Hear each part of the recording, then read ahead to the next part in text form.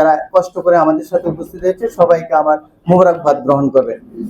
বক্তৃতা দেওয়ার কিছু নাই বন্ধুরা আমার, দীর্ঘ রাজনৈতিক জীবনে 16 বছর এই স্বৈরাচার মুক্ত দেশ গড়ার প্রত্যয়ে আমরা যারা দীর্ঘদিন সংগ্রাম করেছি এবং এই সংগ্রামে জুলাইয়ের আন্দোলনে যারা শহীদ হয়েছে তাদেরকে আমরা সাথে নিয়ে দীর্ঘ জুলাই আগস্টে আন্দোলন করেছি। সেই আন্দোলনের দিনগুলোতে আমাদের সাথে যারা শহীদ হয়েছে তাদের আত্মার মাগফিরাত কামনা করছি এবং আপনাদের এই দিনগুলোতে যাদেরকে হারিয়েছি তাদের সুখ সন্তপ্ত পরিবারকে আমরা সমবেদনা জ্ঞাপন করছি। পাশাপাশি এই রমজানের দিনগুলোতে যারা আমাদের মাঝ থেকে হারিয়ে গেছেন, ছাত্র দল, যুব দল, বিএনপির বিভিন্ন নেতা কর্মীরা এবং 24-এর আন্দোলনে যারা হারিয়ে গেছেন সকলের যাতে এই সুখ সইবার ক্ষমতা আল্লাহ তাআলা দারাজ করেন সেই সমবেদনা আমরা জ্ঞাপন করছি।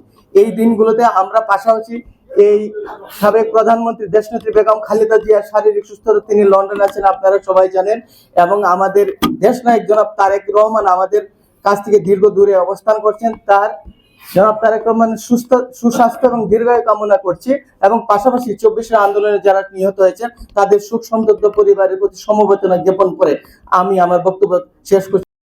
দিতে পারে না, ভোটের অপেক্ষা আছে বাংলাদেশের জনগণ, বঞ্চিত আছে বাংলাদেশের জনগণ।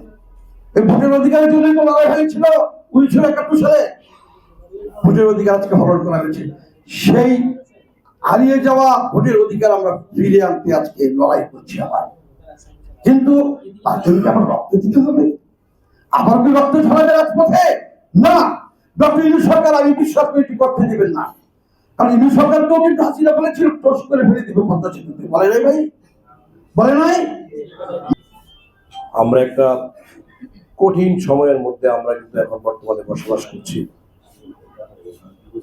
দীর্ঘ 15টি বছর আমরা একটা ফ্যাসিস্ট, হায়েনা, খুনি, মাফিয়া সরকারের বিরুদ্ধে আন্দোলন করেছি। এই আন্দোলন করতে গিয়ে আমরা ইলিয়াস আলী, চৌধুরী আলম সহ আমাদের কুমিল্লার একজন এমপি সাইফুল ইসলাম হিরো, হুমায়ুন কবির পারভেজ, ছাত্রনেতা সুমন, অসংখ্য নেতৃবৃন্দ আমরা গুমের শিকার হয়েছেন।